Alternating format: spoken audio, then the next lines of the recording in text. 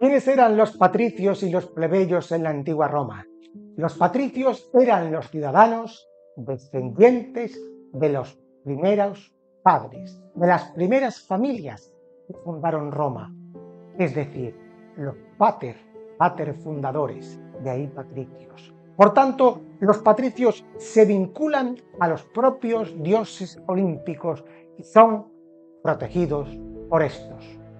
Este estatus se transmitía de generación en generación, se transmitía por la sangre. Al principio les otorgaba grandes privilegios con respecto a los plebeyos, que no tenían la descendencia divina.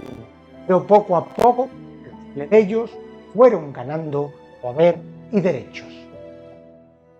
En sus inicios, ellos fueron la única clase social con poder en Roma para poder dirigir política, para poder crear el Senado, que lo crearon, y para poder decidir y hacer leyes sobre las que se asentaría la expansión de la ciudad. Con el tiempo, quedó más bien en una cuestión de honor y de estatus que de poder real, pues los patricios fueron perdiendo ese poder a medida que pasaba el tiempo. La plebe o los plebeyos, ¿quiénes eran? Era un grupo social de habitantes de Roma que no descendía de aquellas familias fundadoras, de los pater. Por tanto, no tenían esa gens originaria.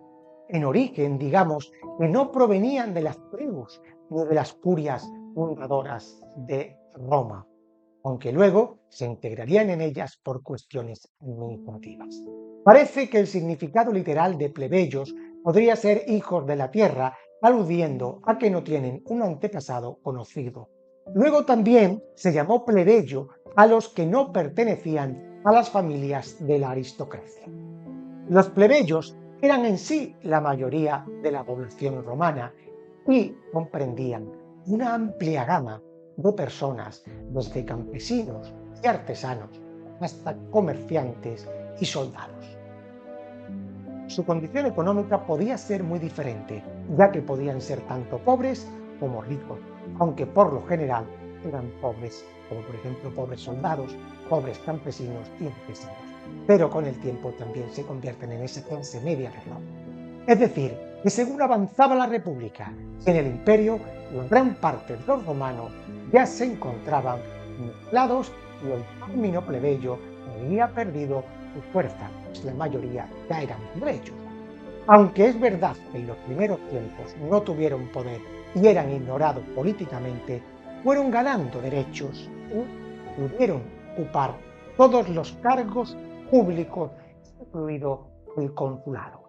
La ley Licinia Sextia del 367 a.C. permitió que uno de los dos cónsules pudiera ser plebeyo, es decir, uno de los dos cargos que dirigía Roma.